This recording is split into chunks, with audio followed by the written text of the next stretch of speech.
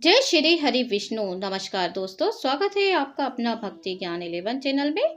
आज के इस वीडियो में हम बात करेंगे अघन पूर्णिमा अर्थात जिसे मार्गशीर्ष पूर्णिमा के नाम से भी जाना जाता है, जो कि साल 2024 में 14 दिसंबर 2024 दिन शनिवार को पड़ रही है। इस बार साल 2024 में 14 दिसंबर और 15 दिसंबर दोनों दिन ही पूर्णिमा व्रत रखा जाएगा। इससे संबंधित वीडियो हमारे चैनल पे अपलोड हो चुका है, तो एक बार विजिट करके जरूर से देख लीजिए। आज के इस वीडियो में हम आपसे बात करेंगे अघन पूर्णिमा से व्रत से संबंधित कुछ महत्वपूर्ण बातें, साथ ही हम इसमें पौराणिक व्रत कथा को श्रवण करेंगे। तो देखिए, पूर्णिमा व्रत से जुड़ी एक महत्वपूर्ण व्रत कथा है जो कि आज के इस वीडियो में हम श्रवण करने वाले हैं। द्वापर युग में एक यशोदा जी ने कृष्ण जी से कहा है, कोई ऐसा व्रत बताओ जिससे स्त्रियों को विधवा होने का भय ना रहे और भक्त की हर मनोकामना पूरी हो। अगर व्रत करते हैं तो अति उत्तम है, व्रत नहीं भी करते हैं तो आपको आज के दिन व्रत कथा जरूर से श्रवण करना चाहिए, भगवान सत्यनारायण भगवान की पूजा करना चाहिए और इस पौराणिक व्रत कथा को जरूर से श्रवण करते हैं। तो बोलिए भगवान श्री हरि विष्णु की जय, भगवान श्री कृष्ण की जय। पूर्णिमा व्रत कथा अनुसार द्वापर युग में एक बार माता यशोदा ने अपने पुत्र भगवान श्री कृष्ण से कहा, हे कृष्ण, तुम संसार के रचयिता और पालनहार हो। आज मुझे कोई ऐसा उपाय बताओ जिसे करने से स्त्रियों को सौभाग्य की प्राप्ति हो, साथ ही उनकी सभी मनोकामनाएं पूर्ण हो जाए। तब श्री कृष्ण ने कहा, हे माता, मैं आपको एक अचूक उपाय विस्तार से बताता हूँ। स्त्रियों को सौभाग्य की प्राप्ति के लिए 32 पूर्णमासियों का व्रत जरूर से करना चाहिए। इस धरती पर एक राजा थे जिनका नाम चंद्रहास था। वे अनेक प्रकार के रत्नों से परिपूर्ण कार्तिका नाम की नगरी पर राज करते थे। उसी नगरी में एक धनेश्वर नाम का ब्राह्मण था, जिनकी स्त्री अति सुशील और रूपवती थी। उस ब्राह्मण के घर में धन्य धान आदि की कमी नहीं थी, लेकिन उनकी कोई संतान न होने की वजह से वह दुखी रहता था। एक दिन उस नगरी में एक तपस्वी आया और वह तपस्वी उस ब्राह्मण के घर को छोड़कर सभी घरों में भिक्षा लेता और अपना पेट भरता। एक दिन तपस्वी भिक्षांग को प्रेम पूर्वक खा रहा था। ब्राह्मण धनेश्वर ने योगी को यह सब करते देख लिया। यह सब देख धनेश्वर योगी से रहा नहीं गया। धनेश्वर योगी उस महात्मा के पास जाकर बोलते हैं, आप सभी घरों से भिक्षा लेते हैं लेकिन मेरे घर कभी नहीं आते। मैं क्या इसका कारण जान सकता हूँ? मैं बहुत ही हैरान हूँ और बहुत परेशान भी हूँ। योगी ने कहा कि निसंतान के घर की भीख पतितों के अन्न की तुल्य होती है और ऐसे में जो भी पतितों का अन्न खाता है वह भी पतित हो जाता है। चूंकि तुम निसंतान हो इसलिए मैं तुम्हारे घर की भिक्षा नहीं लेता हूँ। योगी की इस बात से धनेश्वर को बहुत ज्यादा दुख हुआ और वह योगी के पैरों पर जाकर गिर पड़ा। कहने लगा, हे महाराज, कृपा करके मुझको पुत्र प्राप्ति का उपाय बताइए। मैं पुत्र ना होने के कारण बेहद दुखी रहता हूँ। सब कुछ होते हुए भी मैं खुश नहीं हूँ। आप मेरे इस दुख को दूर करने का उपाय बताएं। यह सुनकर योगी कहने लगे, हे ब्राह्मण, तुम चंडी की आराधना करो।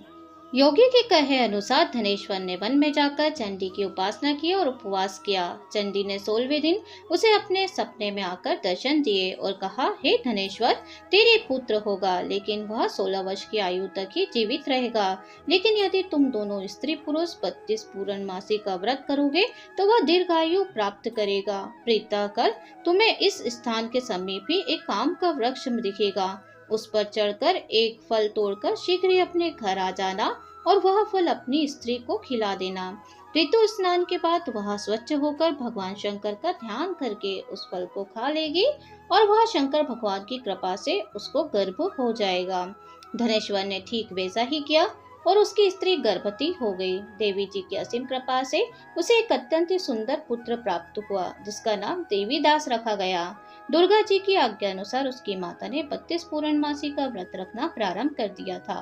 16 वर्ष होते ही देवीदास के माता पिता को चिंता होने लगी कि कहीं उनके पुत्र की इस वर्ष मृत्यु न हो जाए।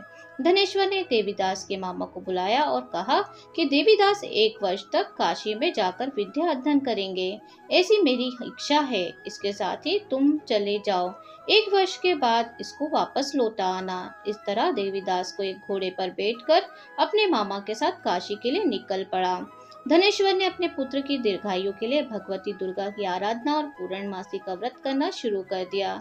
इस प्रकार बराबर 32 पूर्णमासी का व्रत पूरा हुआ कुछ समय बाद मामा और भांजे किसी नगर में रात बिताने के लिए ठहरे हुए थे।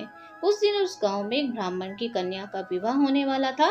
जिस धर्मशाला में वर और उसकी बारात ठहरी थी, वहीं देवीदास और उसके मामा भी ठहरे हुए थे।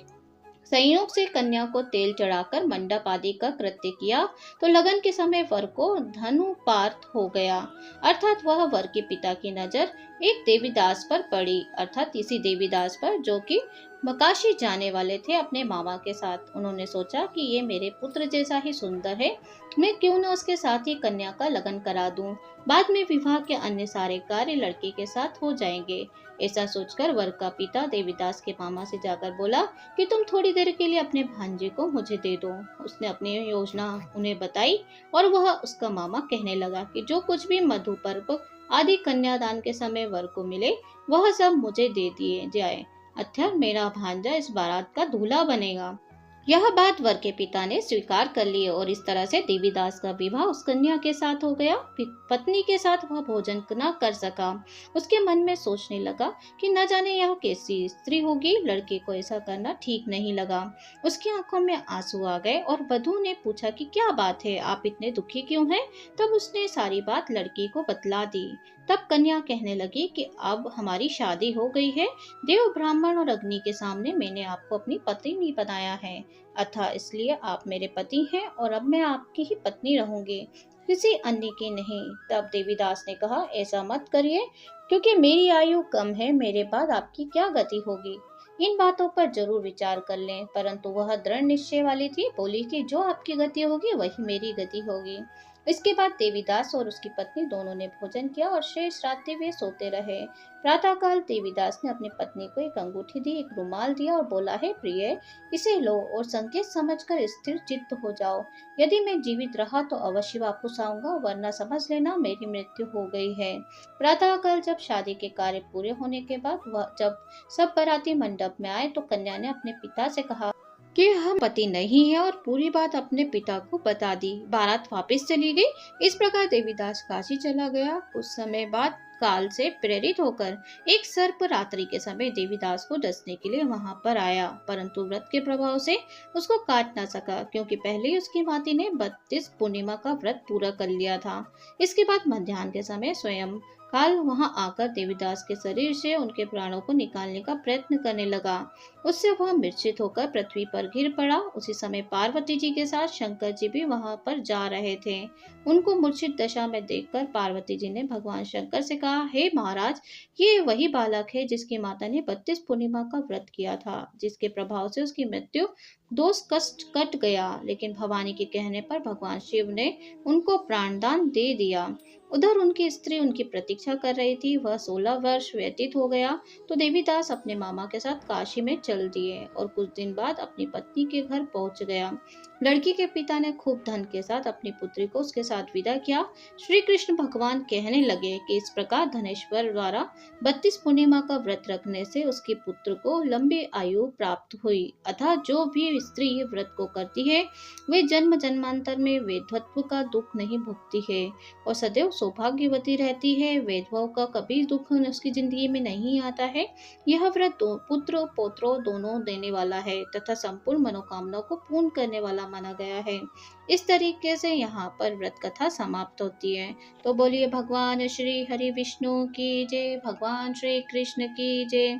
इस तरीके से आपको इस दिन व्रत करना चाहिए। अगर आप पूर्णिमा का व्रत करते हैं तो इस कथा को जरूर से श्रवण करिए। अगर व्रत नहीं भी करते हैं तो केवल श्रवण करने से मात्र से आपको उत्तम फल की प्राप्ति होगी। जो भी आपकी कामना है वो भगवान श्री हरि विष्णु, भगवान श्री कृष्ण आपके शीघ्र से शीघ्र पूरी करेंगे। तो ये थी आज की वीडियो। उम्मीद है आज की वीडियो आपको पसंद आई होगी। चैनल पे नए हैं तो सब्सक्राइब जरूर कर लीजिए, नोटिफिकेशन बेल को ऑन कर लीजिए और कमेंट करके जय श्री हरि विष्णु जरूर से लिख दीजिए। एक यही माध्यम होता है जिससे कि हम आपसे कनेक्ट हो सकते हैं। तो मिलती हूँ मैं नेक्स्ट वीडियो के साथ। तब तक के लिए जय श्री हरि विष्णु।